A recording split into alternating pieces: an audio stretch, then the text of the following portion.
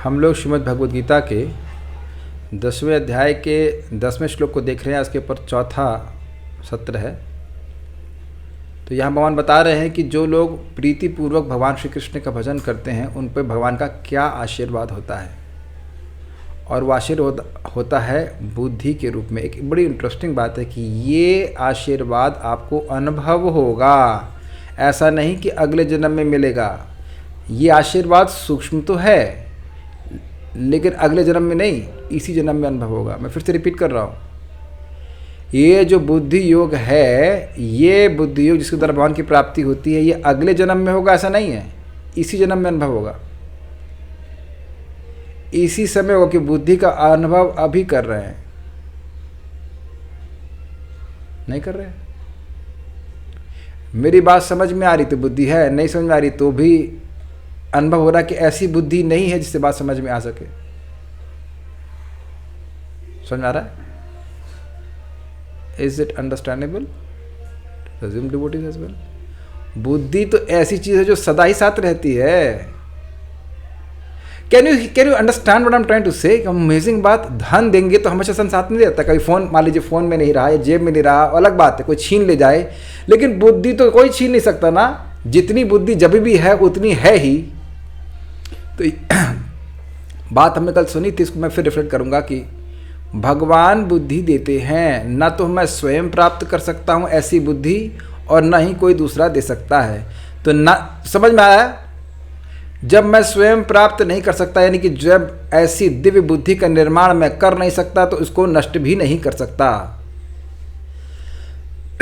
और जब कोई भगवान के अलावा दूसरा दे नहीं सकता है तो दूसरा कोई नष्ट भी नहीं कर सकता। ये अक्षय फल भगवान दे रहे हैं यहाँ पे। तो ये जो बुद्धि योग है, ये भगवान के अलावा कोई दे नहीं सकता है तो कोई और नष्ट भी नहीं करेगा। समझ में आया बात? अब इसका मैं क्या अपने मन से कह रहा हूँ, अब जानते मैं अपने मन से नहीं कह रहा हूँ। व्यासदेव जी ने नारद जी से पूछा था कि आपको पिछले कल्प की बात भी याद है, लोगों को पिछला जन्म भी याद नहीं रहता, ये कैसे संभव हुआ? तो उन्होंने कहा भगवान विष्णु की कृपा से ऐसा हुआ कि मुझे पिछले जन्म ही नहीं, पिछले कल्प की बात भी याद है। कि क्या हुआ? पिछला कल्प मतलब पिछले ब्रह्मा जी के दिन की बात भी याद है स्पष्ट। तो यानी कि वह बुद्धि, वह स्मृति भगवान ने बनाए रखी, अक्षुण। अक्षुण मतलब होता है नष्ट ना हो। तो भगवान ऐसी कृपा करते कि एक बार ऐसी कृष्ण भावना की बुद्धि दे दी तो फिर दोबारा वह कभी नष्ट नहीं होती, क्योंकि वो देने वाले हैं, नष्ट नहीं करने वाले हैं। तो बुद्धिमान व्यक्ति, मैं सब बातें क्यों कह रहा हूँ, जो व्यक्ति शास्त्र सुन करके, भगवान के गुणों को सुनकर, उनके गुणों पर रीझ कर, being attracted by his qualities, उनके गुणों से आकर्षित होकर रुचिपूर्वक भजन करते हैं। प्रीतिपूर्वक अर्थ था रुचिपूर्वक, टेस्ट पूर्वक भजन करते हैं, तो भगवान उनको बुद्धि देते हैं। देखिए, समझने का प्रयास कीजिए। अगर मैं किसी व्यक्ति के पास जा रहा हूँ, उससे कुछ और वस्तु मांग रहा हूँ, तो वह व्यक्ति मुझे इतना आकर्षक नहीं लगा जितनी वो वस्तु लग रही है। अगर मैं भगवान से धन मांग रहा हूँ तो भगवान उतने आकर्षक नहीं लगे जितना धन लगा, या स्त्री, या यश, या और कुछ। Is it sinking in? लेकिन भगवान की बात को सुन करके, भगवान के गुणों से आकर्षित होकर उन पे रीझ समझते हैं, बीइंग अट्रैक्टेड। कोई व्यक्ति भगवान की भक्ति करता है, भगवान कितने बढ़िया हैं, देखो पूतना का भी उद्धार कर दिए, तो ऐसे भगवान को से की रुचि पूर्वक भजन कर रहा है व्यक्ति, तो उसको भगवान बुद्धि योग देते हैं। तो इसलिए आवश्यक है कि हम भगवान के बारे में सुने, ताकि हम लोग खींच के भजन ना करें। वैसे तो चाहे रीझ के कीजिए या खींच के कीजिए, लेकिन यहाँ भगवान ये नहीं कह रहे खींच के भजन कर रहा है। तेषाम सतत युक्ता नाम भजताम, खींच पूर्वक हम नहीं लिख रहे हैं। खींच समझ रहे हैं, खींच ना लग क्या यार जब करने को बोले, क्या फंस गए सर जब करना। रुचि पूर्वक व्यक्ति भजन कर रहा है, तो ऐसे व्यक्ति को बुद्धि योग दे रहे हैं। यहाँ पे कोई योग्यता और नहीं है, केवल एकमात्र योग्यता है नित्य युक्त होना, अर्थात नित्य संग का अभिलाषी, और दूसरा है प्रीतिपूर्वक, रुचिपूर्वक। तो मेरे पीछे बोले श्लोक को, तेषां सतत युक्तानां भजतां प्रीतिपूर्वकम्, तेषां सतत युक्तानां भजतां प्रीतिपूर्वकम्, ददामि बुद्धियोगं तं येन मामुपयान्ति ते, ददामि बुद्धियोगं तं येन मामुपयान्ति ते। तेषां सतत युक्तानां भजतां प्रीतिपूर्वकम्, तेषां सतत युक्तानां भजतां प्रीतिपूर्वकम्, ददामि बुद्धियोगं तं येन मामुपयान्ति ते, ददामि बुद्धियोगं तं येन तेषां सततयुक्तानां भजतां प्रीतिपूर्वकम् तेषां सततयुक्तानां भजतां प्रीतिपूर्वकम् ददामि बुद्धियोगं तं येन मामुपयान्ति ते। ददामि बुद्धियोगं तं येन मामुपयान्ति ते। तेषाम अर्थात उनको, सतत युक्ता नाम मतलब जो भगवान के संग उनके नित्य संग के अभिलाषी हैं। भगवान के धाम, एक्चुअली भगवान के धाम जानने की जरूरत नहीं है अपने संबंध को जानने के लिए। बार बार मैं बोल रहा हूं तो शायद लोग सोच रहे होंगे जब हम भगवान के धाम जाएंगे तब भगवान से संबंध की अनुभूति होगी। रॉन्ग। अगर भगवान का प्रेम किसी जीव को प्राप्त है तो चाहे कहीं पे भी हो उसे अपना संबंध विस्मृत नहीं होता, क्योंकि भगवान की लीलाएं भी तो भौतिक जगत में चली रही हैं किसी न किसी ब्रह्मांड में। तो जो शुद्ध भक्त है वह तो अपने संबंध को नहीं भूले रहते। क्लियर? ये पॉइंट क्लियर हुआ? ये देखिए क्यों मैं बोल रहा हूँ क्लियर हुआ। जीवन का लक्ष्य एकदम क्रिस्टल क्लियर होना चाहिए। जीवन का लक्ष्य भगवत धाम जाना नहीं है। क्या बात कर रहे हैं आप? 11:55 पढ़ाऊंगा तो क्लियर समझ में आएगा। भाई कुछ लोग भगवत धाम इसलिए जाने की इच्छा कर सकते हैं क्योंकि वहाँ दोबारा मरना नहीं पड़ेगा, वहाँ भगवान के समान ऐश्वर्य प्राप्त हो जाएंगे। तो वहाँ भी एक मोक्ष की अभिलाषा सूक्ष्म रूप से है कि मेरे दुख की निवृत्ति और मेरे सुख की प्राप्ति। लेकिन जब बोल रहे हैं कि सतत युक्ता नाम अर्थात मुझसे नित्य संग की अभिलाषा रखते हैं। 11:55 को आप भगवदगीता में पढ़ेंगे तो प्रपात कहते हैं ये पूरी भगवदगीता का सार है श्लोक। और वहाँ कहते हैं कि भक्त तो भगवान के धाम भी नहीं जाना चाहता तो वो करना क्या चाहता है? भगवान का प्रेम का अभिलाषी होता है। एक्चुअली ये दोनों बात अलग अलग नहीं है इन द सेंस कि भगवान का प्रेम जिसको मिल जाता है वो भगवान के धाम में ही रहता है। बेसिकली समझिए भगवान का धाम है क्या? वह स्थान जहाँ पे सभी की चेतना के केंद्र कृष्ण हो। वह स्थान जहाँ पर सभी की चेतना के केंद्र कृष्ण हो। वह स्थान जहाँ पर सभी की चेतना के केंद्र कृष्ण हो। इस समय कहाँ पे हैं आप? Does that make sense? इस समय हम लोग भगवान में अपने मन को लगाए हुए हैं कि नहीं? सभी लोग। मैं बोलने का प्रयास कर रहा हूँ भगवान के बारे में, आप भगवान के बारे में ही सुनने आए हो, यहाँ पॉलिटिक्स की बात नहीं करने के लिए आए। मेरा बहुत बड़ा अनर्थ होगा कि अगर मैं कुछ भौतिक बात बोल दूँ कथा के समय। आप लोग बड़ी आशा लेकर के आए हैं कि मैं भगवान के बारे में बोला जाएगा। मैं इसलिए बोल रहा हूँ जानबूझ करके ताकि आप कभी भगवान करे कथा बोलें तो ये गलती ना कर देना। कोई अमृत पीने आ रहा है उसको जहर नहीं देना। बहुत लोग गड़बड़ करते हैं इस तरह से, कथा में कहाँ की बातें करते रहे चले ना। उस समय हमारा दायित्व है, बहुत बड़ा दायित्व है कि उस व्यक्ति को धाम के बाहर ना जाने दे। मेरी बातें समझ में आ रहे हैं? धाम is also state of consciousness, is more of state of consciousness. कुछ लोग थे जो कि राधा कुंड में रहते थे और गलत कार्य कर रहे थे, तो वहाँ पे बाबा जी के ड्रेस में तो शिला भक्ति सिद्धांत से ठाकुर जी ने कहा कि वह लोग राधा कुंड में नहीं, वह लोग नरक कुंड में रह रहे हैं।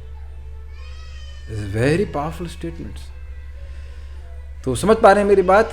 सतत युक्ता नाम मतलब जो अपनी नित्य संबंध है उसको जागृत करना चाहता है, बेसिकली भगवत प्रेम का अभिलाषी। और भजताम ऐसा नहीं खाली वो अभिलाषा कर रहा है, उस पर कुछ कार्य भी कर रहा है। भजताम प्रीति पूर्वकम, जिससे आपने प्रीति करनी है उससे पहले दिन से ही प्रीति करनी होती है, पहले दिन से ही धोखा नहीं। समझ में आया? जो व्यक्ति पहले दिन से हमारे संग धोखा कर रहा होता है तो वो आगे भी धोखा ही कर रहा होता है। ऑल्दो ये भगवान में पूरी तरह से नहीं घटित होता क्योंकि भगवान के संग कोई धोखा भी करने आता है तो अंततः का तो भगवान का प्रेम प्राप्त कर लेता है। लेकिन फास्ट तरीका ये है कि व्यक्ति को प्रारंभ से ही ज्ञान हो भगवान का, भक्तों की संगत में आए और भगवान के को प्रीति पूर्वक भजन करे। अच्छा चलो प्रीति नहीं हो रहा तो कम से कम ड्यूटी पूर्वक करे। पहले शुरुआत में ड्यूटी पूर्वक करे, ठीक है, उसके बाद वह प्रीति पूर्वक हो जाएगा। और आप मत सोचना कि प्रीति नहीं हो रहा। मैं फिर रिपीट कर रहा हूँ, इस क्लास में आप प्रीति से युक्त होके ही आए हैं, प्रीति से युक्त होके ही आए। अच्छा एक व्यक्ति यहाँ पे हाथ खड़ा कर दे जो ड्यूटी बजाने आया है। ड्यूटी बजाना समझते हैं?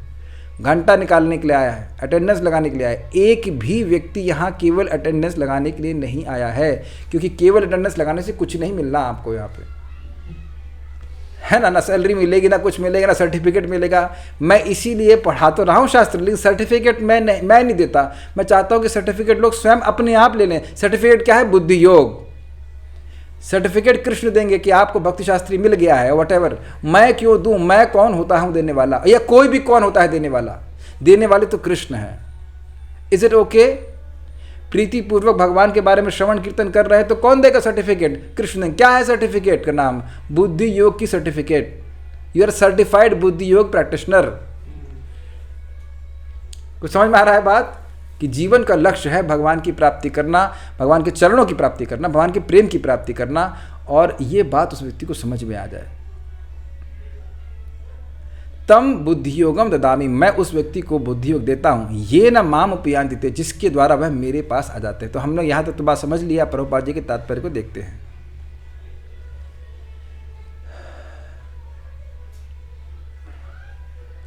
इससे हम पहले आगे जाएंगे, बात बता देना चाहता हूं। देखिए, बुद्धि का कार्य क्या है? बुद्धि प्लानिंग का कार्य करती है। जो मन की इच्छाएं होती हैं वह बिना बुद्धि के पूर्ण नहीं हो सकती हैं। तो बुद्धि योग मतलब अब बुद्धि केवल भगवत विषयिणी हो गई है, अर्थात उसका विषय केवल भगवान की सेवा ही है। कैसे मैं भगवान की सेवा कर सकूं और कैसे उसको अच्छे से कर सकूं, यही बुद्धि का विषय है। और अगर ऐसा करेगा तो भगवान के पास पहुंच जाएगा, सीधी बात। तात्पर्य, इस श्लोक में बुद्धि योगम शब्द अत्यंत महत्वपूर्ण है। हमें स्मरण हो कि द्वितीय अध्याय में भगवान ने अर्जुन को उपदेश देते हुए कहा था कि मैं तुम्हें अनेक विषयों के बारे में बता चुका हूं और अब मैं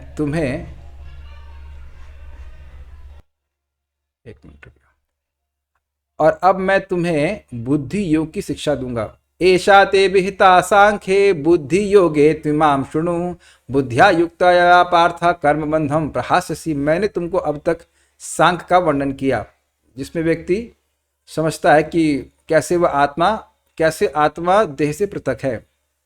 लेकिन अपने हृदय की अशुद्धि के कारण अगर तुम ये नहीं समझ पा रहे हो कि तुम किस प्रकार से आत्मा हो, तो मैं तुम्हें बुद्धि योग दूंगा, भक्ति योग के बारे में बताऊंगा, जिसका अभ्यास करके तुम आत्मा के रूप में अनुभूति कर लोगे। ये बात बताई थी भगवान।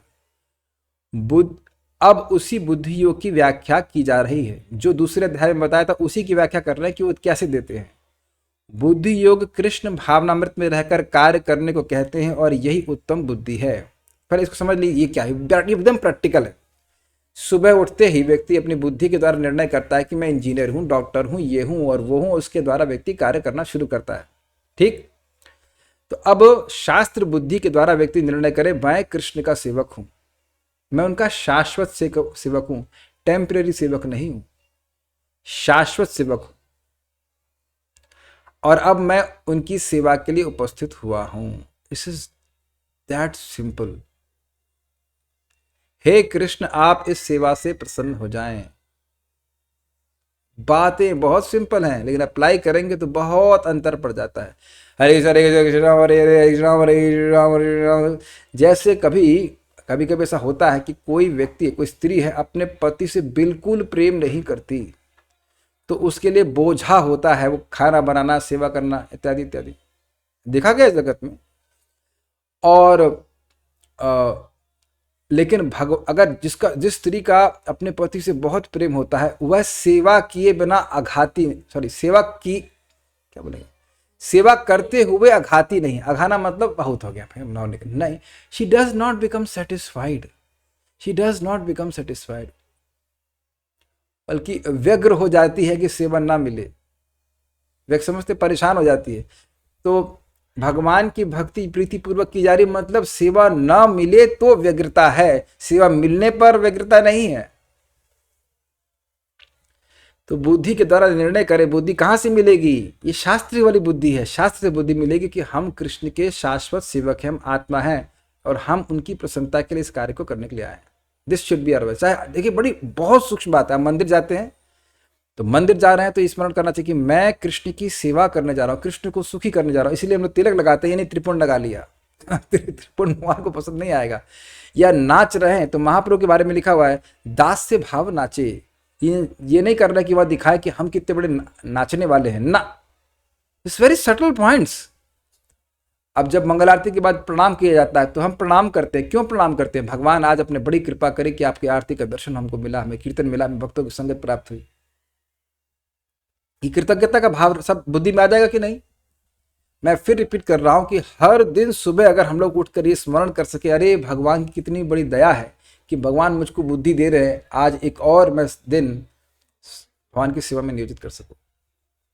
आप कहेंगे कि सब कौन सी बड़ी बातें बोल रहे हैं, बहुत बड़ी बात है। देखिए अनादिकाल से कितनी सृष्टियां हो चुकी हैं, मतलब कितने ब्रह्मा जी की परम आयु बीत गई हम नहीं जानते, और उसमें कितने ध्वंस हो चुका है। तो सृष्टि की शक्ति छोड़ दीजिए बहुत ज्यादा होती है, लेकिन संहार की शक्ति भी तो बहुत ज्यादा है। लेकिन उस संहार की शक्ति के द्वारा भी मेरी मन की एक भी वासना समाप्त नहीं हुई। ध्यान से सुनिएगा मैं क्या कह रहा हूं। संहार की शक्ति बहुत ज्यादा है, लेकिन मेरे मन की वासना को एक रत्ती भी कम नहीं कर पाती। और समझ पा रहे हैं इसमें मेरे कितने जीवन बीत गए और कितनी सृष्टियां बीत गई, एक रत्ती, एक जरा सा भी कम नहीं कर पाता। और इसी जीवन में देखिए हम लोग थोड़े ही साल भक्ति किए, वो भी घिसे पेटे तरीके से, कितनी वासनाएं चलेंगे। अब आप देख लीजिए कि भक्ति की, भगवान के नाम की और भगवत गीता की शक्ति कितनी अधिक है।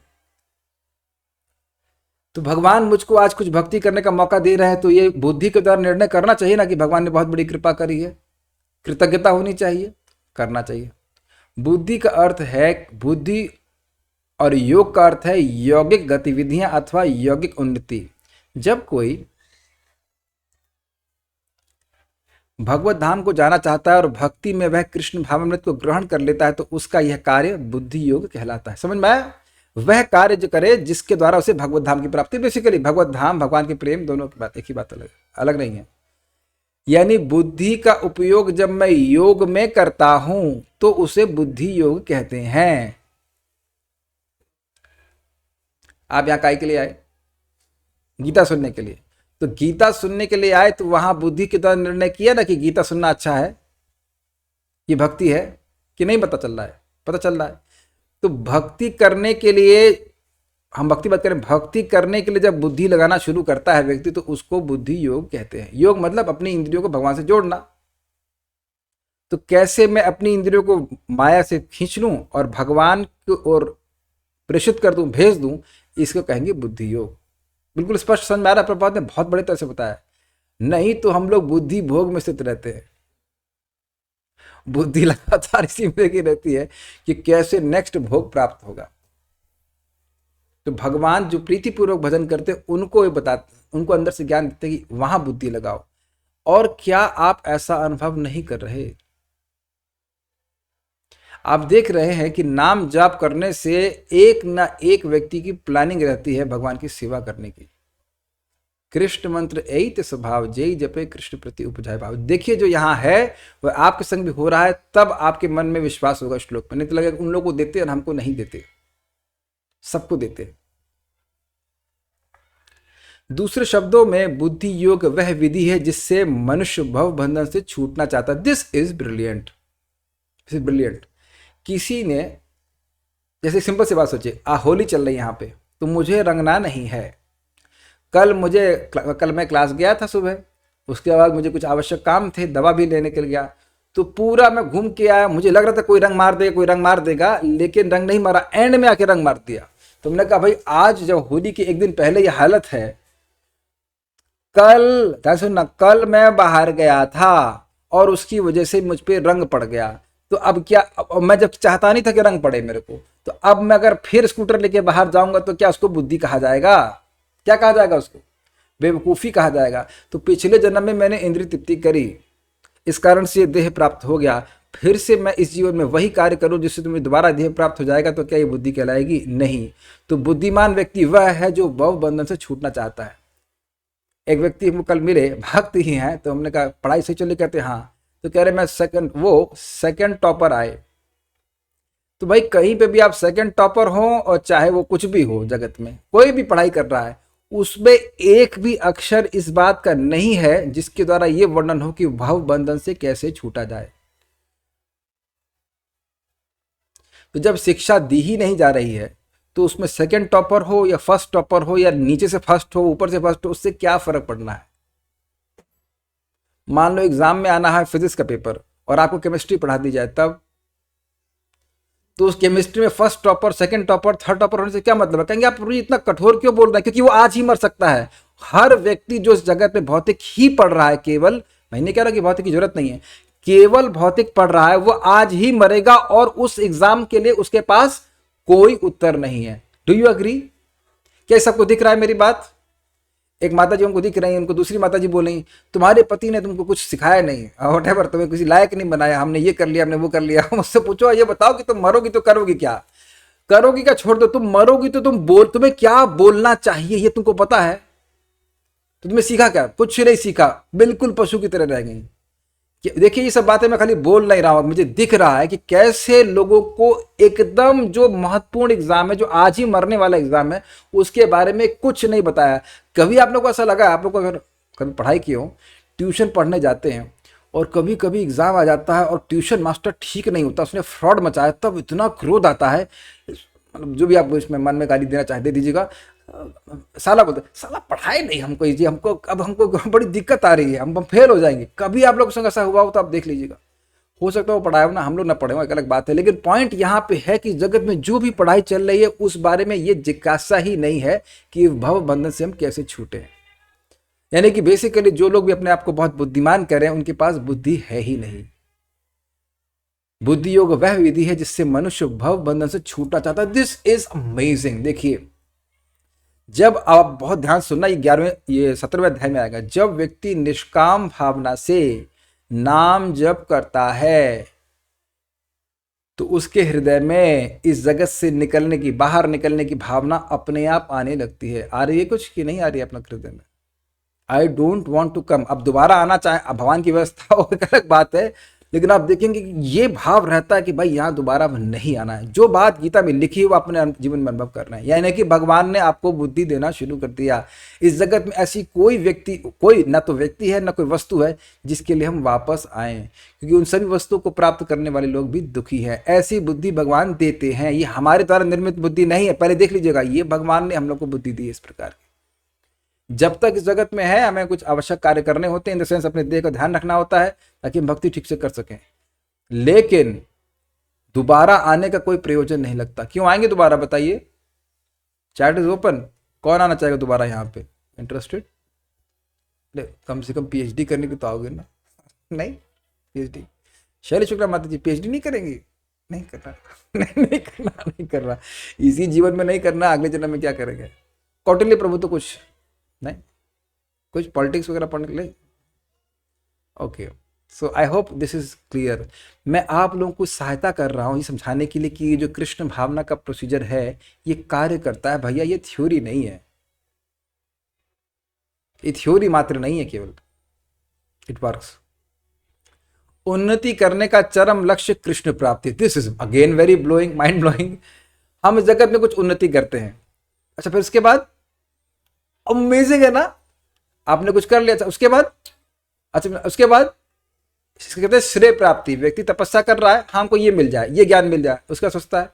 अच्छा इसके बाद क्या ये आपके संग हुआ या नहीं हुआ?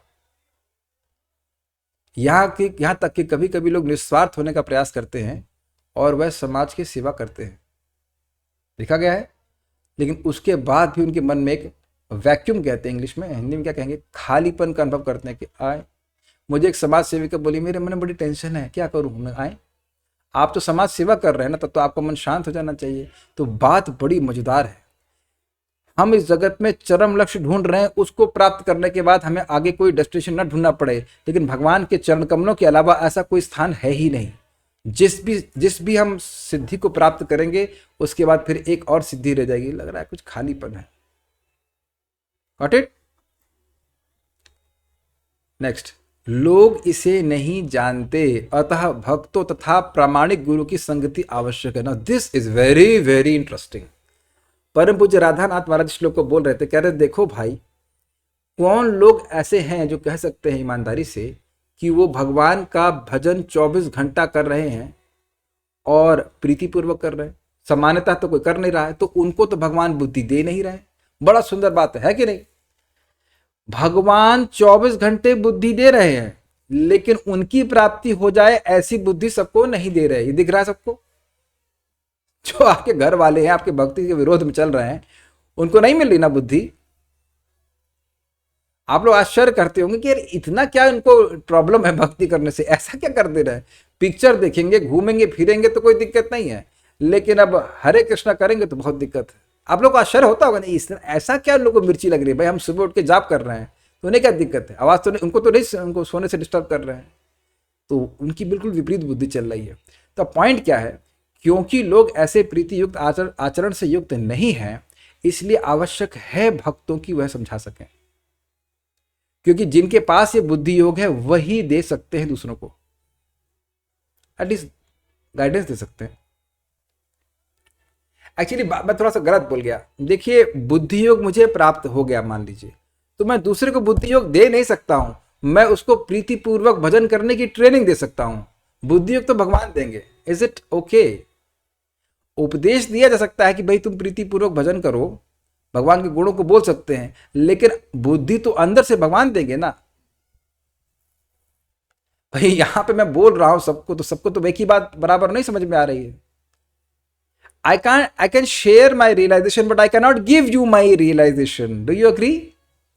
मैं फिर से रिपीट कर रहा हूं, I can share my realization, और आप लोग भी अपना अनुभव शेयर कर सकते हैं, अनुभव दूसरे को दे नहीं सकते हैं। We have to all earn our realization. तो बुद्धि योग मैं नहीं दे सकता हूं, प्रक्रिया समझाई जा सकती है कि ऐसा करो। बस जैसे मान लीजिए आप देखते हैं यूट्यूब पे बहुत सारे कुकिंग के वीडियो होते कि नहीं, तो बना के दे देते हैं आपको, नहीं आपको रेसिपी बना के दे देंगे और आप बनाइए, फिर आप अपना अनुभव प्राप्त कर सकते हैं। ये एक पंच लाइन है, आप याद रखना, we have to earn our realization. अपना अनुभूति हमको कमानी है, मार्ग बताया सकता है, लेकिन ये बहुत बड़ी बात है कि मार्ग भी बता दिया जाए।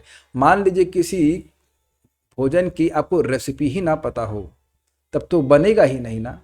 किसी स्थान तक पहुंचने का मार्ग ही ना पता हो तो आप नहीं पहुंच पाएंगे ना, चाहे कितना भी बड़ा कार हो, हवाई जहाज हो, लेकिन रास्ता ही नहीं पता तो पहुंचेंगे कैसे? तो यहां पे रास्ता बता देना बहुत बड़ी सहायता है। इस पे मैं आपको एक बहुत अच्छी बात कहूंगा। एक भक्त ने, परम पूज्य भक्ति विज्ञान महाराज कह रहे थे कि देखिए, आपको अन्य लोगों को वो सहायता देनी चाहिए जो आपको नहीं प्राप्त हुई इस जीवन में। बहुत ध्यान से सुनना, अगर आपको गीता पढ़ाने वाला नहीं था तो आप लोग गीता पढ़ाइए इसीलिए मैं पढ़ा रहा हूं। It's very interesting. क्यों? क्योंकि जो दूसरों को आप देते हैं वो घूम के कई गुना आपके पास वापस आता है। कैच किया? भगवान का आशीर्वाद आपके ऊपर आएगा। लोग सड़ रहे, मैं और कुछ नहीं कहूंगा, शब्द सड़ रहे इन शरीरों में, और बहुत बार तो वह मरते हैं सड़ते हुए। क्या होता है, हार्पीस तो सड़ना ही हुआ ना।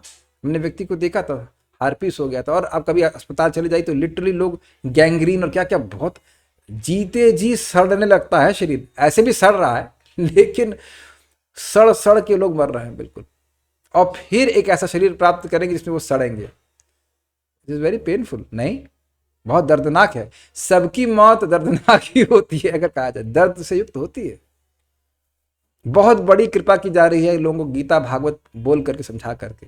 परम पूज्य राधानाथ महाराज कह रहे थे बहुत अच्छी बात कि हाँ, पुस्तकें हम वितरण कर रहे हैं, बहुत अच्छी बात है, लेकिन भक्तों को या लोगों को ऐसा वातावरण भी देना चाहिए जहां वो पढ़ सके। कल भक्त हमारे घर पे आए थे, एकदम नए भक्त थे, एटलीस्ट हमारे हिसाब से। तो मैंने कहा आप गीता कितनी देर पढ़ सकते हो? तो पढ़ते ही नहीं है, पढ़ कितनी देखी तो बात छोड़ दीजिए। हमने कहा यहाँ पे आप 1 घंटा पढ़े? कहते हाँ। हमने कहा अच्छा लगे? तो हाँ। हमने कहा आप अच्छा भी लगा और 1 घंटा पढ़े भी, तो एडवांसमेंट हो गया ना। अच्छा लगना मतलब रुचि, रुचि मतलब प्रीति। डिराइव कीजिए, है ना अमेजिंग। प्रीति मतलब रुचि, और आपको रुचि हो रही है तो पहले दिन से ही आप प्रीतिपूर्वक भजन कर रहे हो, पहले दिन से ही प्रीतिपूर्वक भजन कर रहे हो, तो पहले दिन से ही क्यों नहीं बुद्धि योग मिलेगा?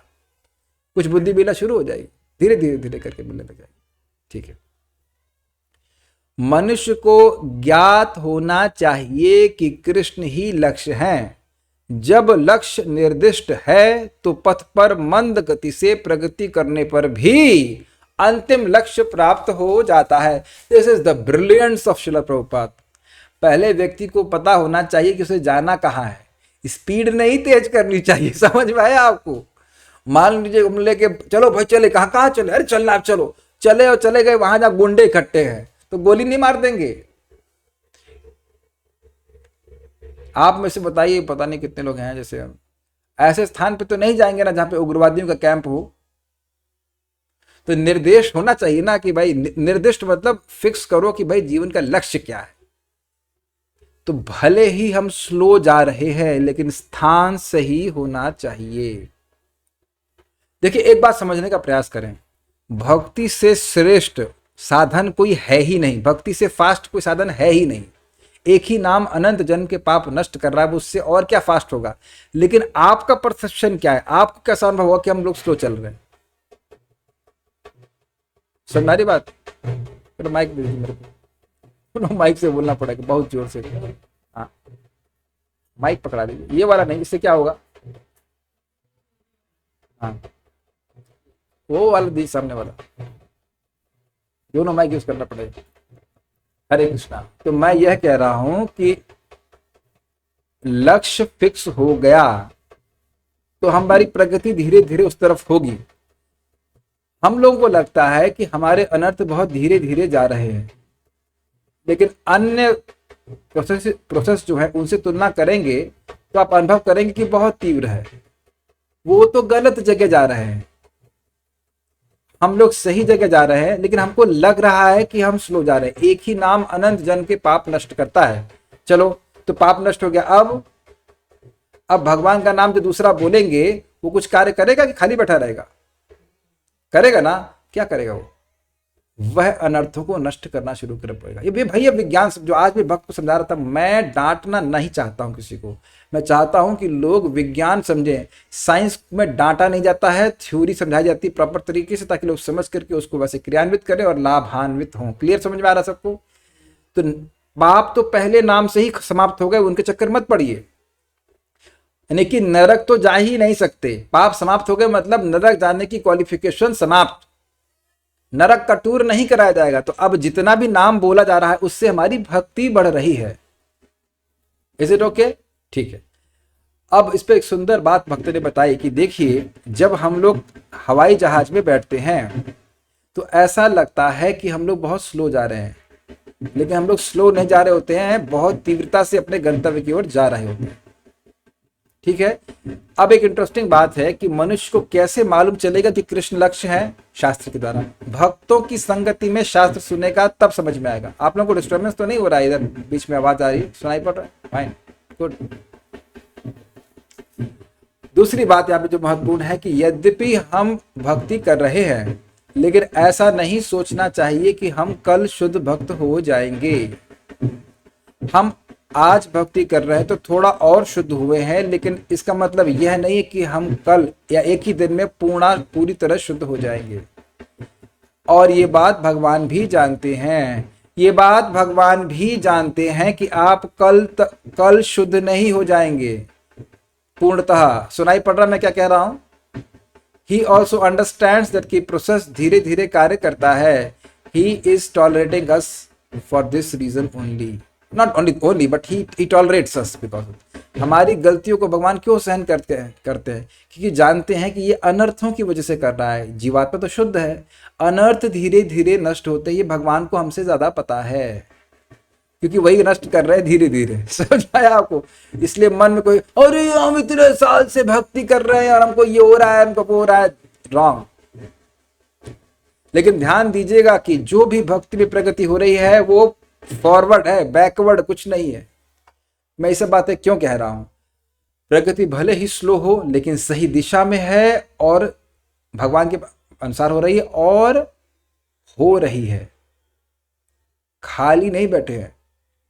और अन्य प्रोसेस जो है, ज्ञान योग या कर्म योग, वो तो कितने जन्म जन्मांतर तक फैले रहेगा, कोई भरोसा नहीं, और उससे भगवान की प्राप्ति भी नहीं होगी। ये बातें हैं। तो सब क्लियर हो गया सब बातें?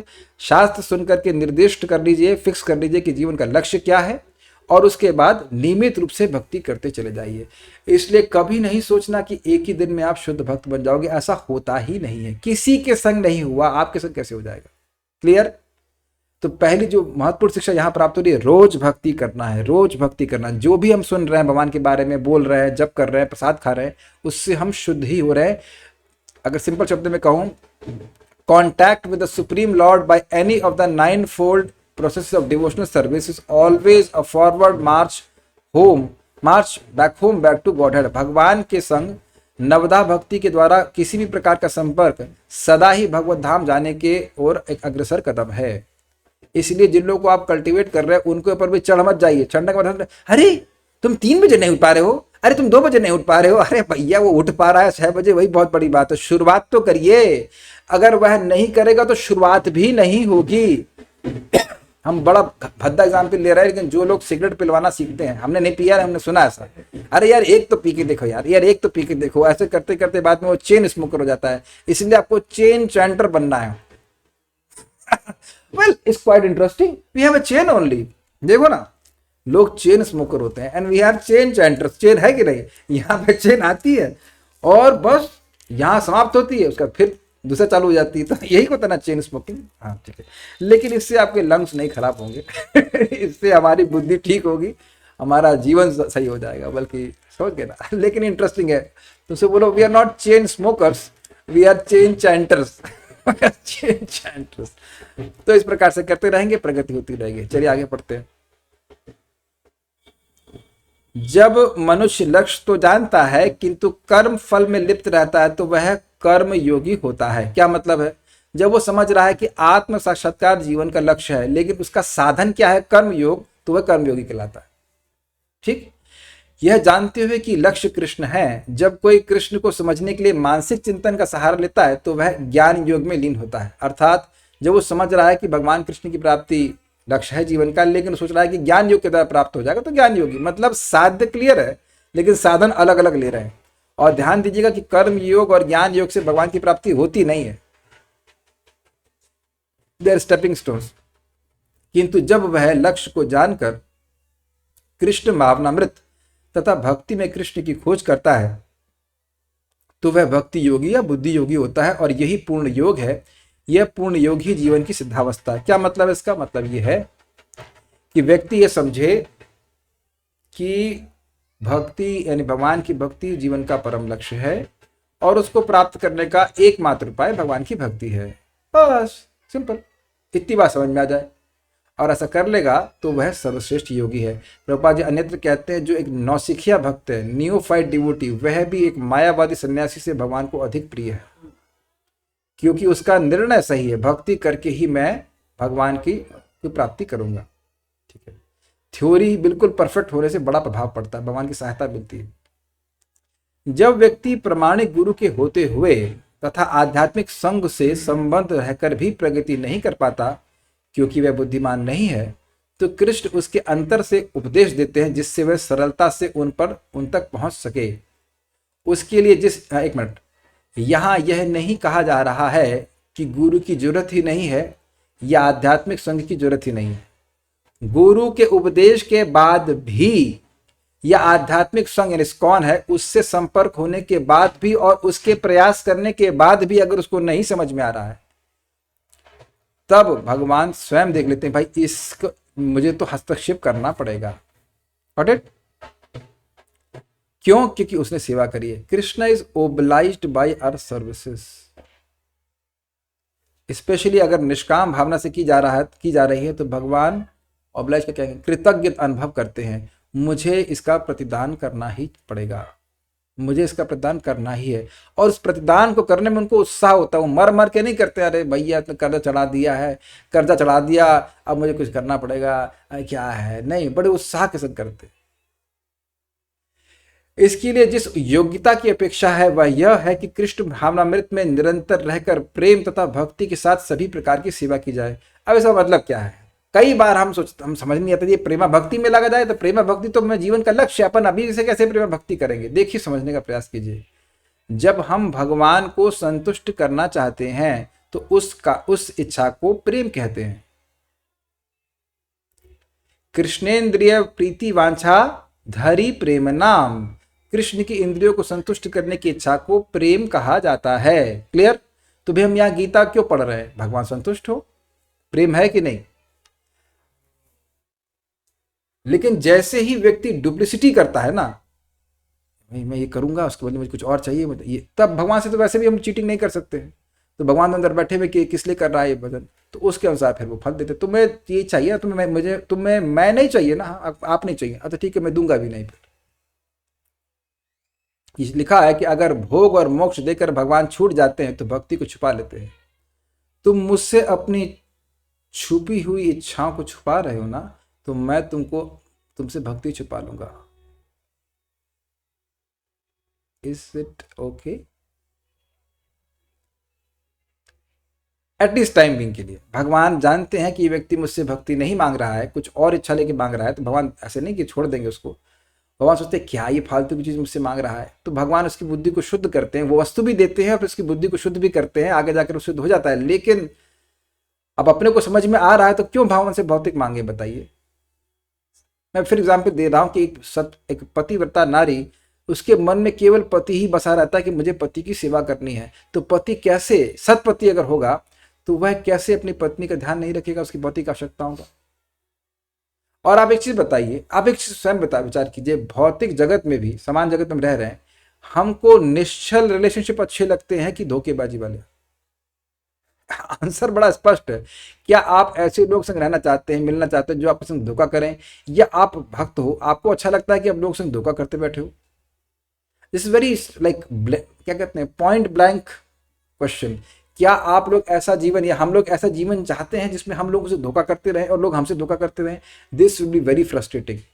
तो आप देखिए, इनहेरेंटली, इंट्यूटिवली अगर देखिए, इंट्यूशन भी आप लगाएं, तो हम लोग ऐसा जीवन नहीं चाहते जहां हम लोगों को धोखा देते, बिकॉज हम खुद फ्रस्ट्रेट हो जाएंगे। अग्रीड?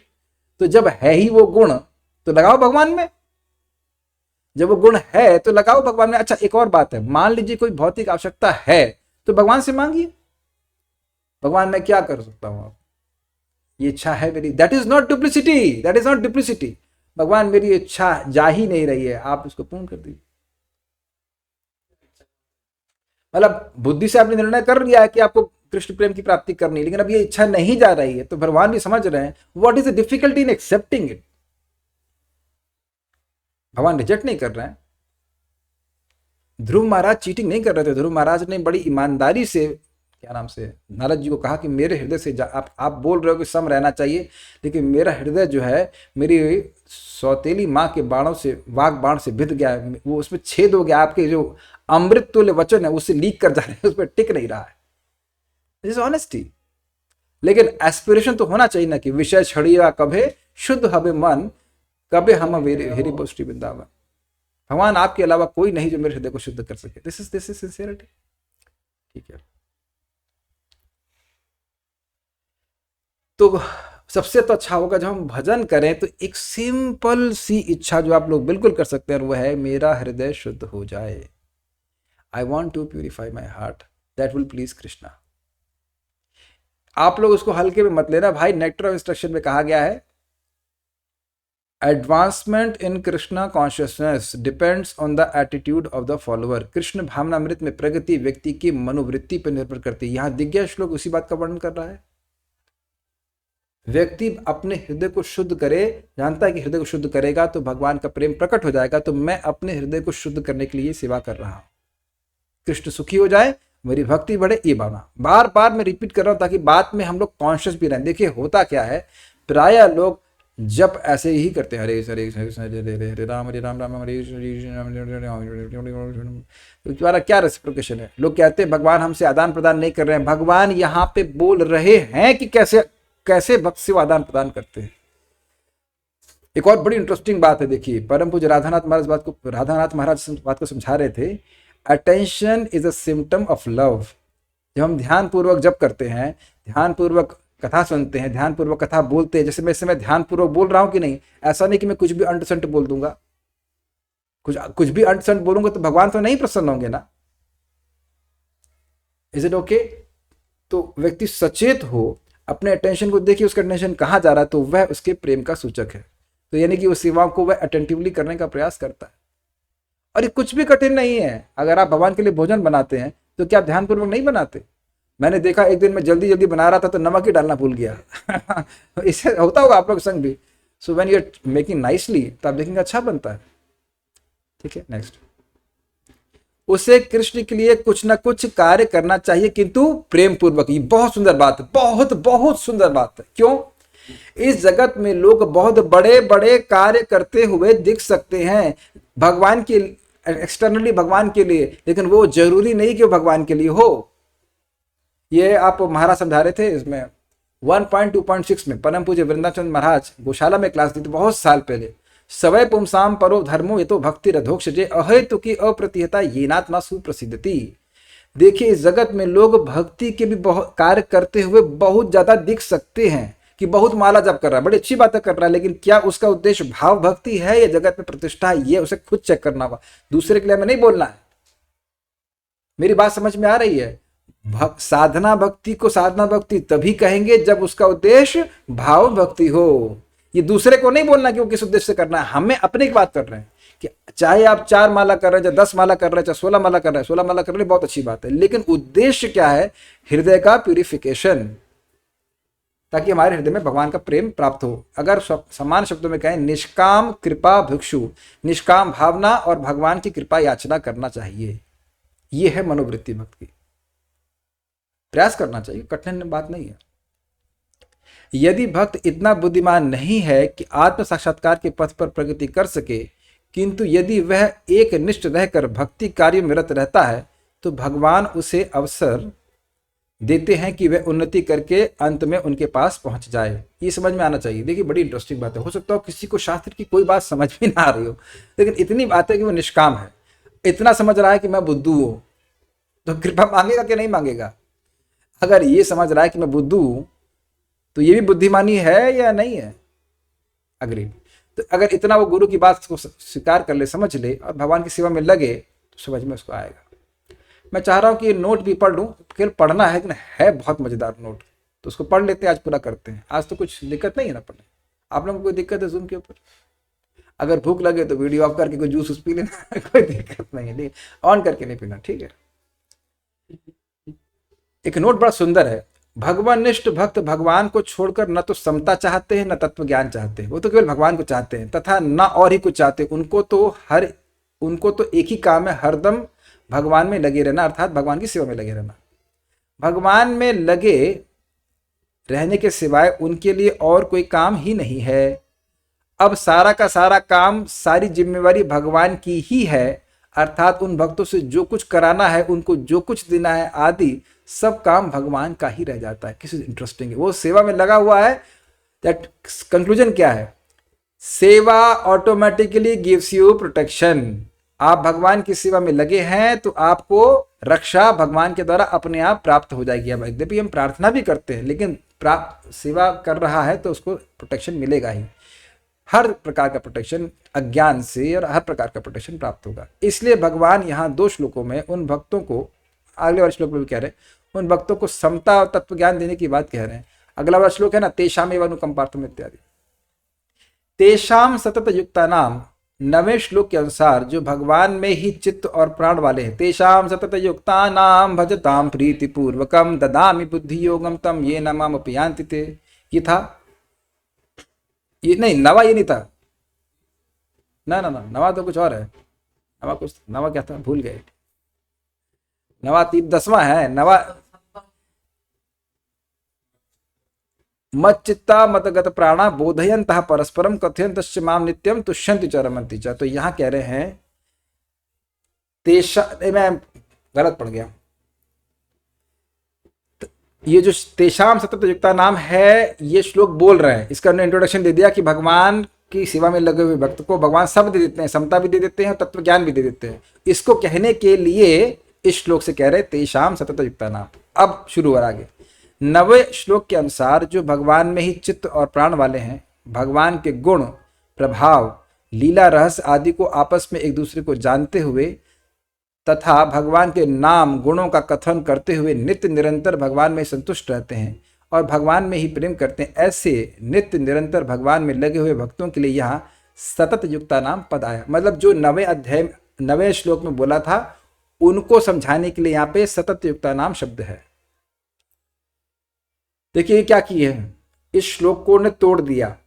तेषाम सतत युक्ता नाम भजताम प्रीति पूर्वकम। तो तेषाम सतत युक्ता नाम कौन है? उनका वर्णन 9वें श्लोक में हुआ। समझ आया? नवश्लोक क्या था? नवश्लोक है ना ये, मत चित्ता मदगत प्राणा बोधयंतः परस्परम कथयन तस्य माम नित्या तुष्यंति च रमंति च।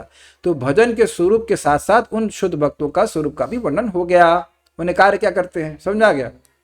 तो ये हो गया तेषाम सतत युक्ता नाम का अर्थ। आगे क्या कह रहे हैं? भजताम प्रीतिपूर्वकम, वे भक्त न ज्ञान चाहते न वैराग्य। ज्ञान और वैराग्य भक्ति का उद्देश्य नहीं है। भक्ति का एक सेकेंडरी रिजल्ट है कि व्यक्ति को भक्ति करने से भगवान का अनुभव हो जाता है, तो ज्ञान, और इस कारण से जगत से वैराग्य। ज्ञान और वैराग्य के लिए भक्ति नहीं कर रहे हैं, भगवान की भक्ति प्राप्त करने के लिए भक्ति कर रहे हैं। भक्ति का एक साइड बेनिफिट है। जैसे गेहूं उगाने के लिए व्यक्ति गेहूं बीज बोता है, उसका छिलका, उसका पेड़ वोड़ तो अपने आप मिल जाता है। आम का फल प्राप्त करने के लिए व्यक्ति पेड़ लगाता है, उसकी छाया और उसके पत्ते वगैरह तो अपने आप मिल जाते हैं। समझ में आई बात? तो कोई कहे कि आम का पेड़ क्यों लगा रहे हो, कहते पत्ते लेने के लिए, तो ये मूर्खता होगी। समझ आ गया? पत्ता और छाया वगैरह सब अपने आप मिल जाता है। तो यही कह रहे हैं कि वह भक्ति चाहते हैं। जब वे पारमार्थिक ज्ञान यानी कि दिव्य ज्ञान, वैराग्य आदि भी नहीं चाहते, तो फिर सांसारिक भोग तथा अष्ट सिद्धि और नवनिधि कैसे ही चाह ही कैसे सकते हैं? स्पष्ट है। उनकी दृष्टि इन वस्तुओं की तरफ जाती ही नहीं। यह है प्रीति पूर्वक भजन। हमको भक्ति चाहिए, हमको सिद्धि नहीं चाहिए, हमको 9 प्रकार के खजाने नहीं चाहिए, हमें ज्ञान वैराग्य नहीं चाहिए। समझ में आया? उनके हृदय में सिद्धि आदि का कोई आदर नहीं होता, कोई मूल्य नहीं होता। Don't consider anything. जैसे बोला क्या है, भगवान का प्रेम,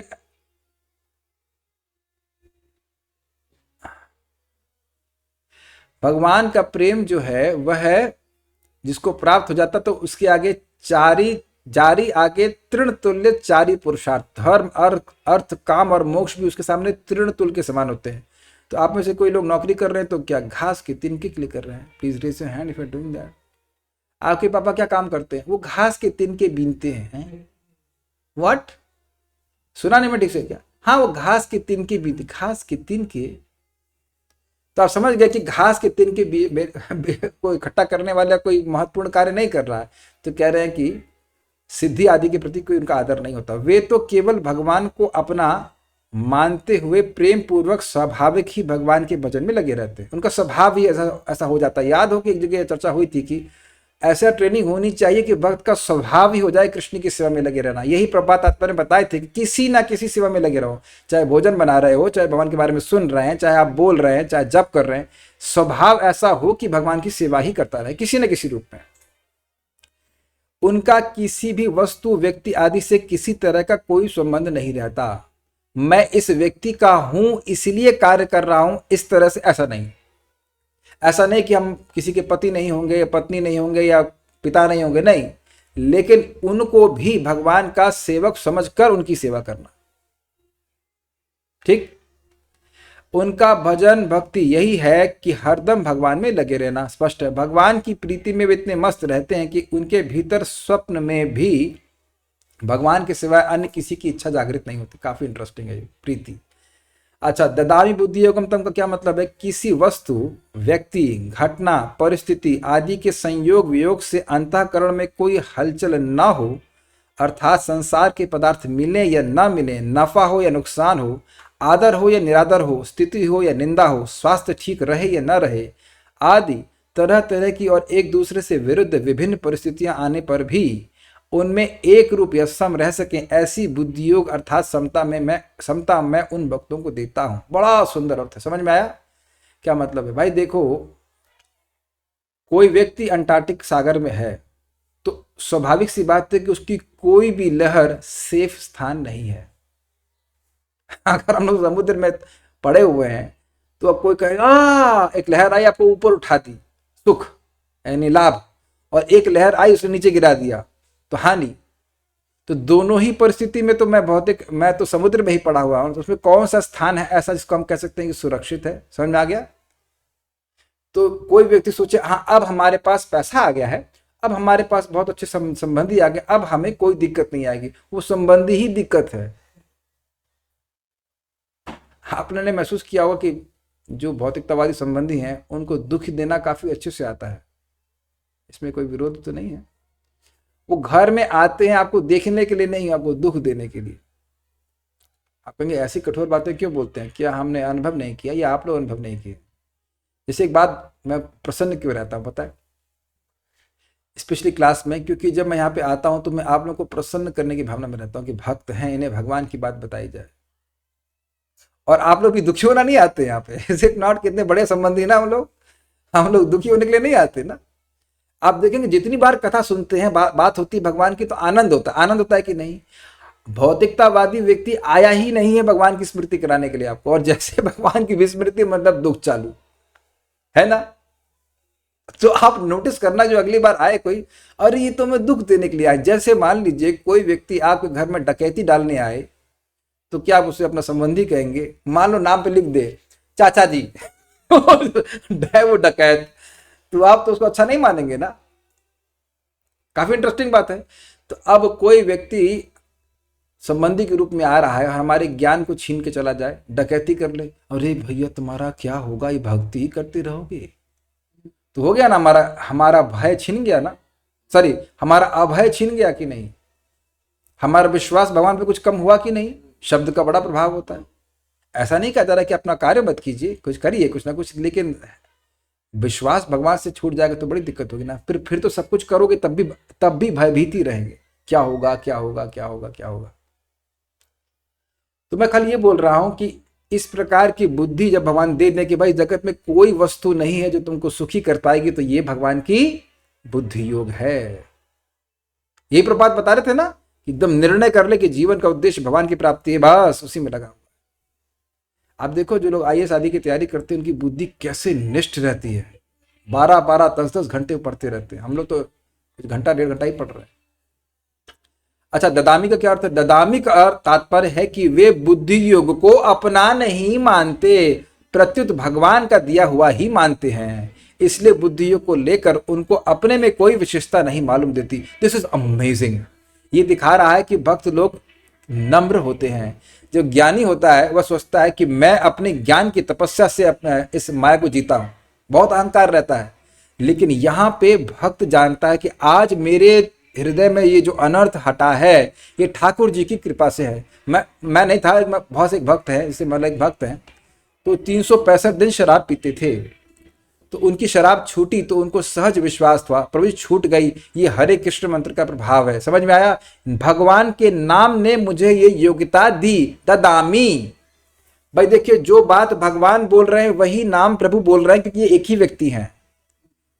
जो नाम का प्रीतिपूर्वक भजन करता है उसको नाम वह बुद्धि योग देता है जिससे वो नाम की प्राप्ति कर ले। अग्रीड? तेषां सतत युक्तानां भजतां प्रीतिपूर्वकं ददामि बुद्धि योगम तम ये नाम उपयांति ते। माम की जगह नाम लगा दे, जिसके द्वारा नाम की प्राप्ति होगी। नाम की प्राप्ति तो हो गई, हाँ, लेकिन दिव्य सुख की अनुभूति अभी नहीं हुई है। माम का मतलब नाम, कठिनाई तो नहीं है ना कुछ। Is it not amazing? अच्छा ये बताइए, क्या आप लोगों का कोई दुर्गुण नष्ट हुआ है कि एक भी नहीं हुआ है? एक दुर्गुण तो नष्ट हो गया है, क्या? गीता क्लास में नहीं आने का। तो हम लोग देखेंगे नहीं, ये नहीं कैसे मालूम चल गया? भाई वीडियो ऑन करके गीता क्लास में आओगे तो पता नहीं चलेगा हमको कि आप लोग गीता क्लास में रोज आते हैं। अब आप बताइए कि भगवान के बारे में कथा सुनने की रुचि आ गई ना। मैं तो किसी को डोनेशन नहीं दे रहा,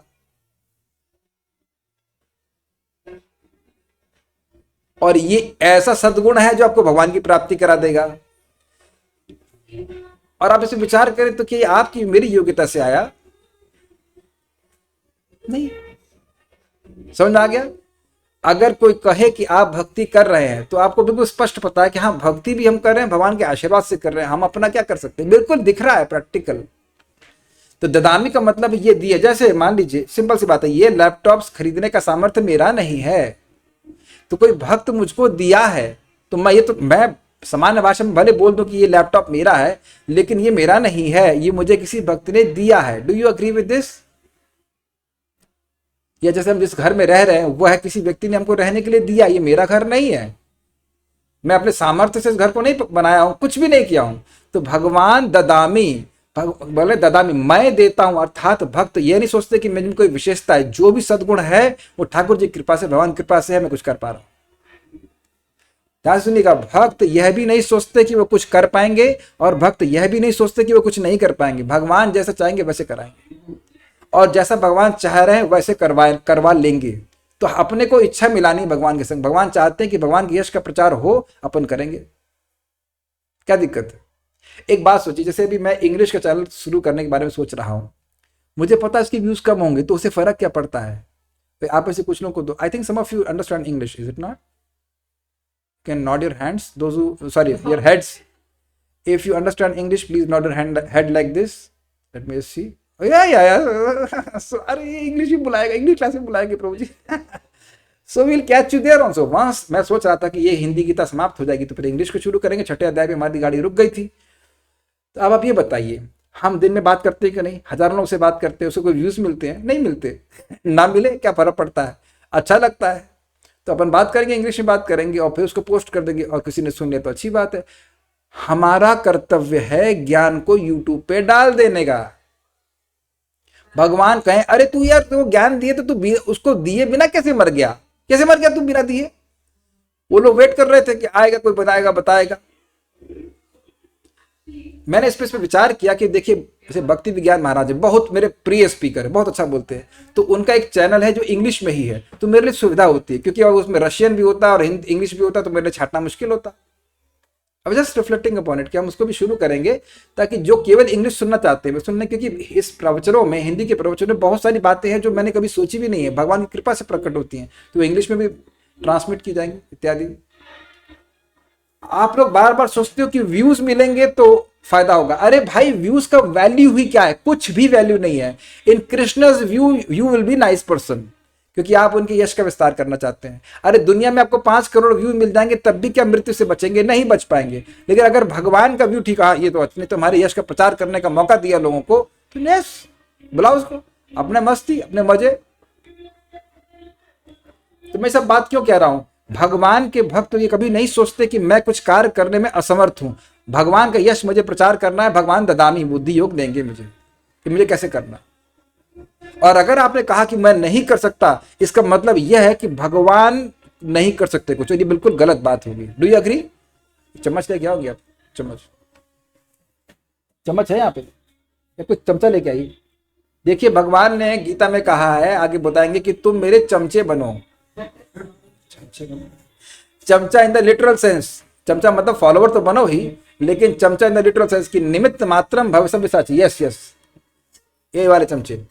अब ये चमचा सोचे कि मैं खीर नहीं बांट सकता। अबे तूने खीर बनाई कब? इसी चमचे से आप हलवा बना लेते हो, इसी चमचे से आप खीर बनाते कि नहीं? तो चमचा से तो आप कुछ भी कर सकते हैं। कराने वाला चमचा से कुछ भी कर सकता है। It's a very nice prop. और चमचा सोचने लग जाए भाई हम तो जूस को नहीं घोल पाएंगे, this will be high degree of, sorry ऐसे नहीं बोलना चाहिए, this will be high degree of stupidity. अरे क्यों नहीं कर पाएंगे? एक भजन है ना बहुत सुंदर, कृपा राय, भूल रहा हूं श्लोक, बहुत अच्छा भजन है। जाकी कृपा पंगु गिरि लांगे, अंधे को सब कसु दर्शाई।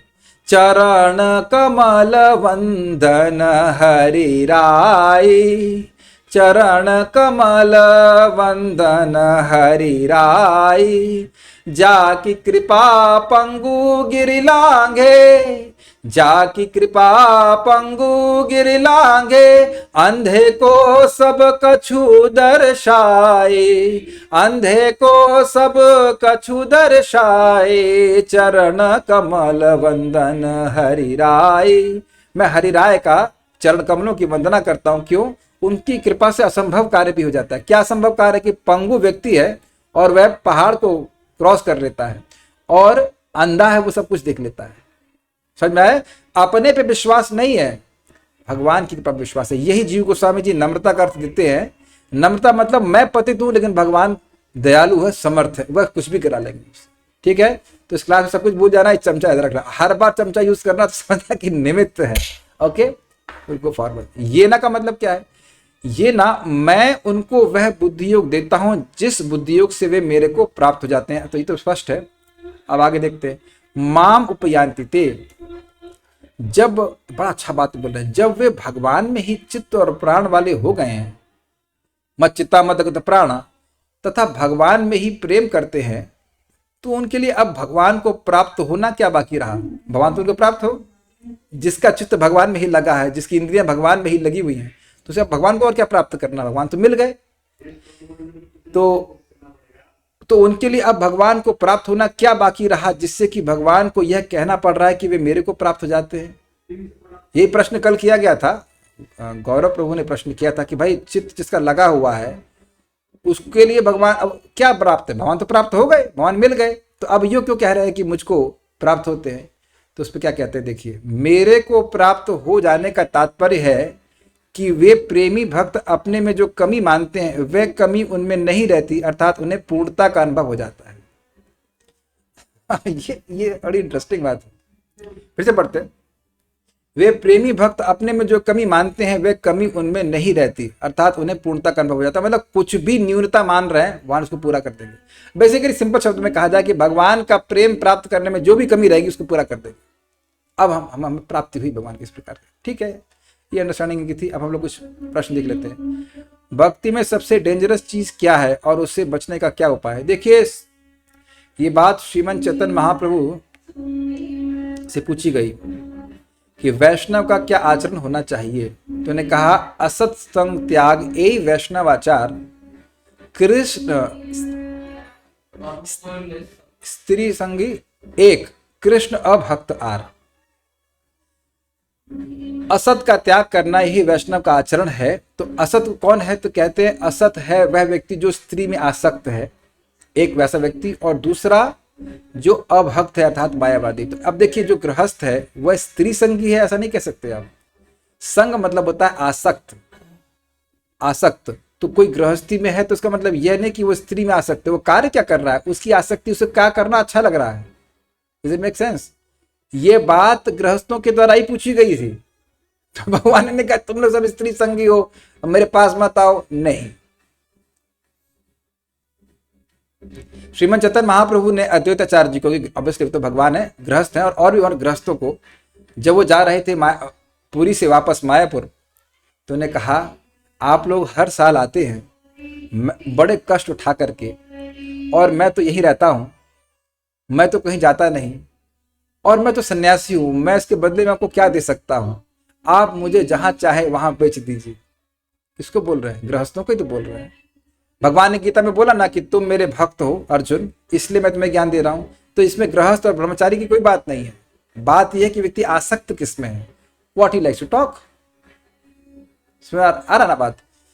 तो वहां पे अद्वैताचार्य जी कहते हैं, देखिए हमारे चित्त तो आपके चरणों में वैसे ही बिके हुए हैं महाप्रभु, अगर आप ऐसी बातें बोलेंगे तो कौन जा पाएगा। हम वैसे भी यहां से जाना नहीं चाहते, अगर आप ऐसा बात बोलेंगे तो हम कैसे जा पाएंगे।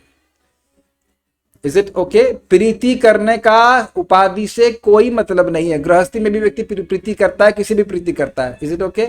तो सबसे खतरनाक क्या है, ऐसे लोगों का संग करना जिनकी प्रीति भगवान से नहीं है, जो भगवान के बारे में बात नहीं करना चाहते, या भगवान को ही माया कह देते हैं। स्त्री संगी व्यक्ति स्त्री की ही बात करेगा, अरे यार उसको देखा क्या ऐसी बातें बोलेंगे।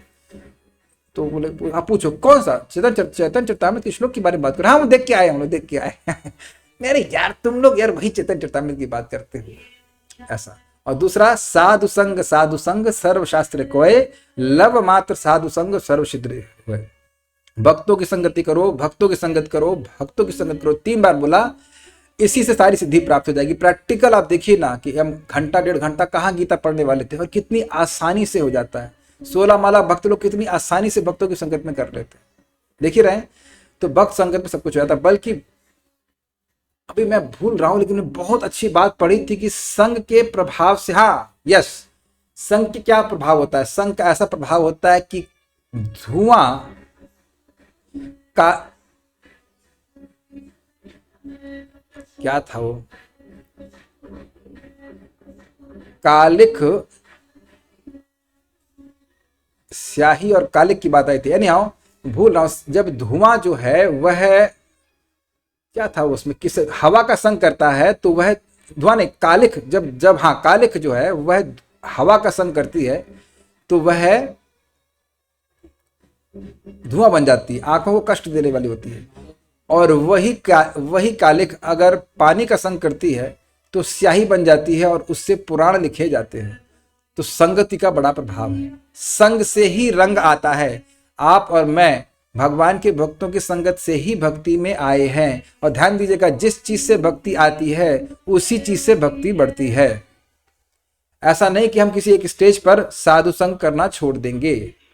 और यहाँ जितने भी लोग हम ये कृति पढ़ रहे हैं उनका संगत भी प्राप्त हो रहा है। मायावादियों की संगति करेंगे तो बोले अरे तो कृष्ण तो माया है, ऐसे बातें नहीं सुनना चाहिए। तो सबसे खतरनाक बात है कृष्ण को जो दिव्य है उनको भौतिक मानना।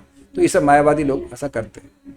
तो भक्तों की संगत में रहिए, आप लोग रह ही रहे हैं और प्रगति होती रहेगी। सो विल स्टॉप हियर, पारायण करके रुके। हाँ कुछ प्रश्न है, माइक भी पूछिए, अगर कुछ माइक दीजिए।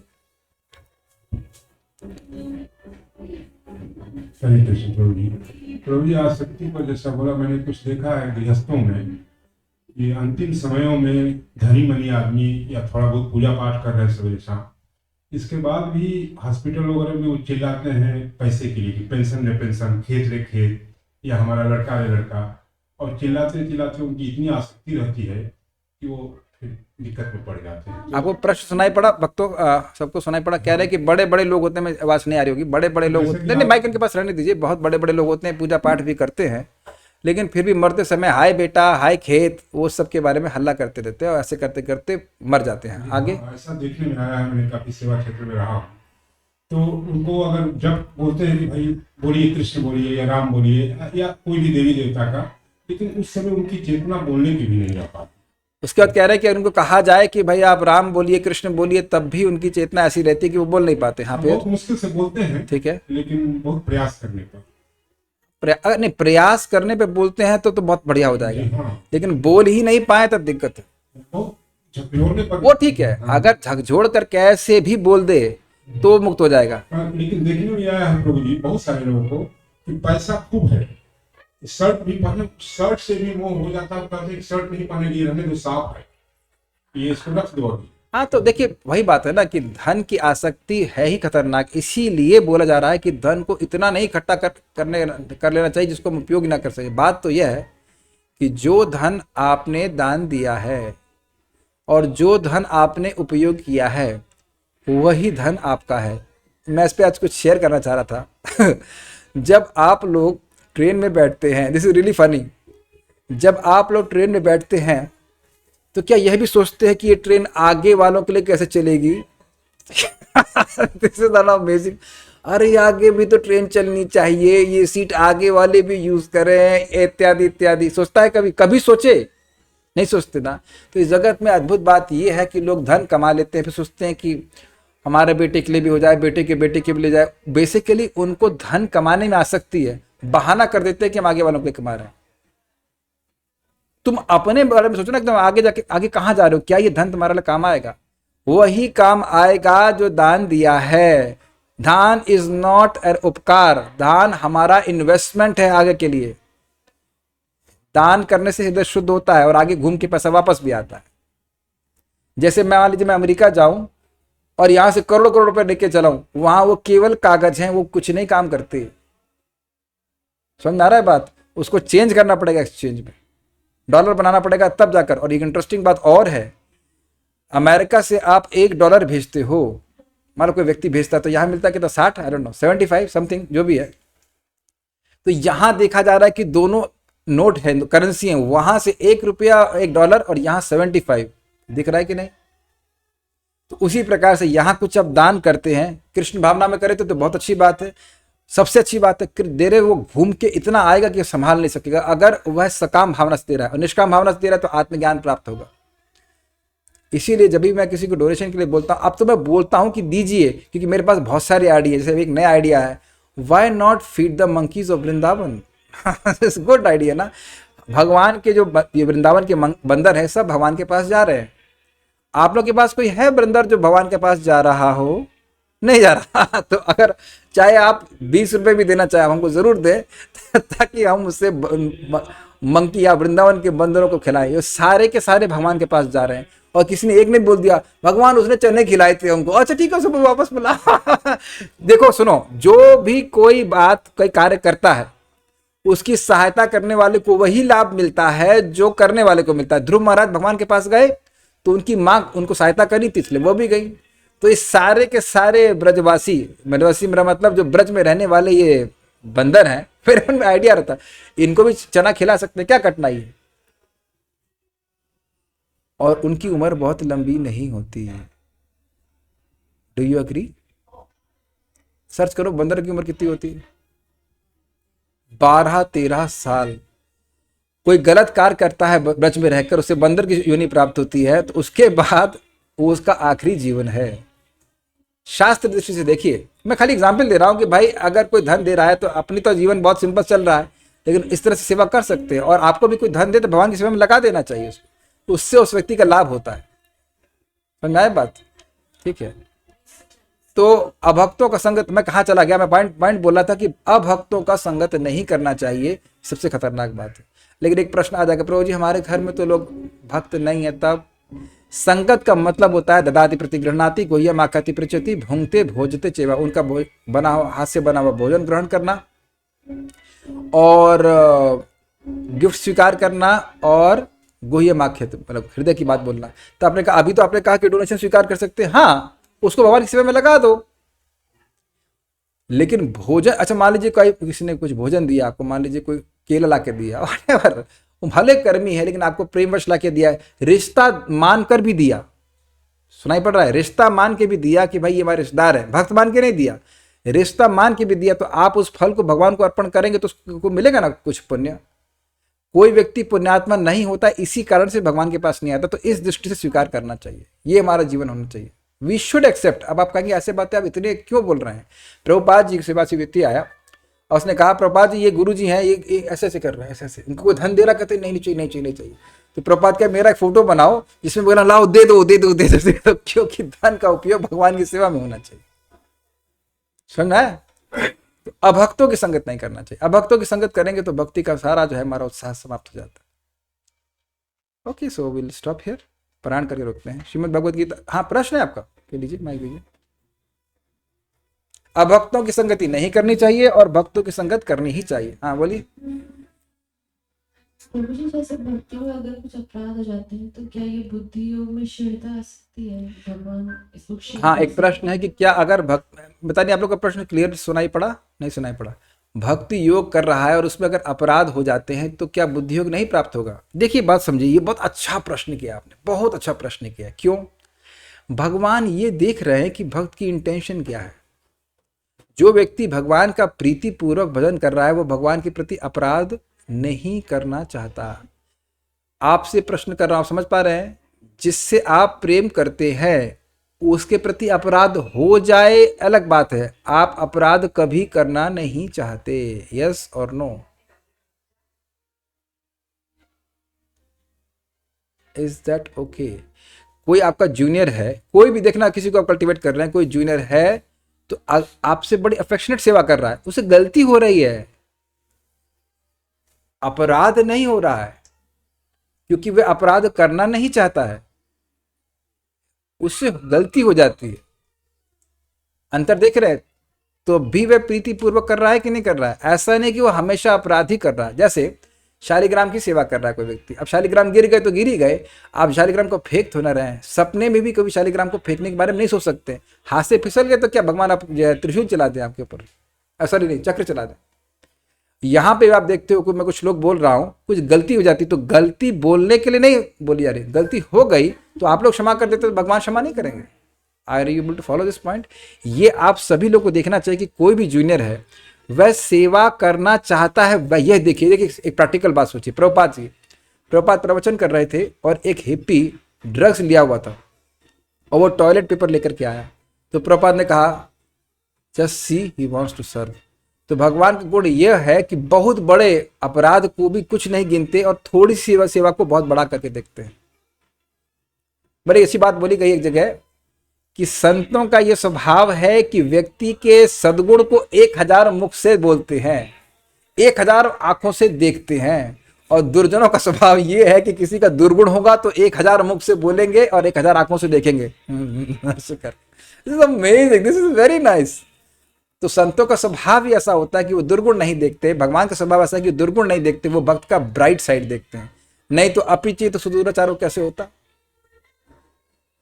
यही तो मैं बोल रहा हूं, इसीलिए तो हम प्रगति कर रहे हैं, क्योंकि भगवान हमारे दुर्गुण नहीं देखते, जानते सब लेकिन देखते नहीं है।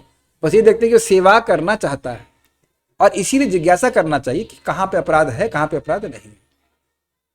ये तो प्रीति आचरण है ना। किसी से प्रेम करेंगे, अच्छा मान लीजिए किसी से प्रेम करेंगे तो आप मन में करेंगे ना, अच्छा घर पे आए तो उसे हम क्या पसंद वो बनाए, तो ये है ना प्रीति आचरण।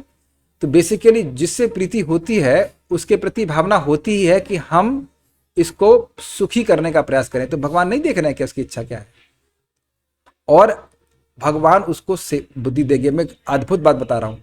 श्रील प्रभुपाद ऑस्ट्रेलिया में गए और उन्हें विग्रह की स्थापना करी, और उनके पास समय नहीं था भक्तों को ट्रेनिंग देने के लिए। तो प्रभुपाद ने भगवान से सीधे प्रार्थना करी कि आप इनको बुद्धि दीजिएगा। और अगले साल जब प्रभुपाद वहां पहुंचे तो वहां बहुत सुंदर सेवा हो रही थी। अच्छा ये बताइए, क्या भक्तों आप लोगों को कभी ऐसा अनुभव नहीं हुआ कि भगवान एक बहुत बढ़िया आइडिया दे दिए कार्य करने के लिए? आप सेवा करना चाहते थे और वो सेवा आपको कैसे की जाए नहीं पता रहती है, लेकिन भगवान कुछ आपको आइडिया देते हैं। जैसे ये आप देख रहे हैं, ये भगवद गीता के टेक्स्ट साइट दिखाई पड़ रहा है। मुझे बहुत पहले मेरे सुदामा प्रभु मित्र बोले कि आप OBS यूज करो, बस इतना बोले, OBS यूज करो। हमने कुछ प्रयास किया, छोड़ दिया, इंस्टॉल किया, छोड़ दिया। भक्ति विनोद ठाकुर जी के आविर्भाव था या तिरोभाव था, मुझे एक दिन याद नहीं, उस दिन सुबह मुझे मालूम चला कैसे करते हैं। और आप शायद ही कहीं ऐसा देखे होंगे, ऐसे कोई ट्यूटोरियल देखे आप इसमें लगातार टेक्स्ट चलता हो? हैव यू सीन एनीवेयर लगातार? बल्कि कहीं कहीं बोला गया, पूछा गया किसी के ऐसा हो सकता है, तो कहता ऐसा हो ही नहीं सकता है। सॉफ्टवेयर इंजीनियर भी बोले ऐसा ऐसा नहीं हो सकता है। मैंने जगह देखा था, थ्रेड था कि इसमें नहीं हो सकता। कैसे नहीं हो रहा है ना, यहाँ पे लगातार देखिए टेक्स्ट चल रहा है कि नहीं। इससे पढ़ने में सुविधा होती है कि नहीं होती है? तो भगवान चाहते थे, हम लोग सोच रहे थे कैसे होगा, देखिए हो गया भगवान के पास। कुछ नहीं मेहनत करनी पड़ती, बस ये रेडी, उसके बाद पोस्ट कर दो। सी, भगवान अपने यश का प्रचार आपसे ज्यादा चाहते हैं। एक बात सिंपल सोचिए, कितनी मजेदार है। भगवान अच्छा ये बताइए कल्याण प्रभु, भगवान चाहते हैं कि बंगाली में ट्यूटोरियल बने गीता का कि नहीं, पहले ये बता दीजिए। अच्छा चलिए यस हो गया। और यहाँ पे किसी और कोई भाषा आती है पंजाबी में? भगवान तो प्रभुपाद चाहते हैं ना पंजाबी में हो, बंगाली में भी हो, उसमें कोई कठिनाई नहीं है। तो अब आप ये बताइए कि भगवान सत्य संकल्प है कि नहीं है? अपने संकल्प को सत्य संकल्प से जो मिला दीजिए। भगवान चाहते हैं उनका यश का प्रचार हो। पृथ्वी ते आछे तो बंगाली में बोला ना भगवान ने, फिर हिंदी में तो बोले नहीं। आप तो बंगाली हैं एटलीस्ट, मतलब उपाधि के दृष्टि, तो आपको तो समझ में आ रहा है ना, हमें नहीं समझ में आ रहा है, आपको समझ में आ रहा है ना। पृथ्वी ते आछी तो नगर आदि ग्राम सर्वत्र प्रचार होबे मोर नाम। अग्रीड? आप तो बंगाली हैं, बंगाली समझ रहे हैं ना। गलत तो हम हो सकता है, हमारा प्रोनाउंसिएशन गलत हो, अंडरस्टैंडिंग तो सही है ना, ठीक है। तो अब क्यों नहीं प्रयास करते? अगर आप ऐसा, आपको मतलब जो भी व्यक्ति कुछ सामर्थ्य होने की पर भी ना करे तो उसे क्या कहेंगे बताइए? कोई व्यक्ति सामर्थ्य होने पे भी कार्य ना करे तो उसे क्या कहेंगे बंगाली में बताइए? कृपण भी कह सकते हैं, लेजी भी कह सकते हैं, है ना। वो लेजी है ना। मैं कहूँ पानी दोगे, नहीं, देने का सामर्थ्य हो तब भी ना दे तो दिक्कत है ना। तो जिनके पास देने का सामर्थ्य है, आपके पास बुद्धि है, तो लगाना चाहिए। इस वक्त पूछ रहे, मेरी इच्छा है कि अगले जन्म में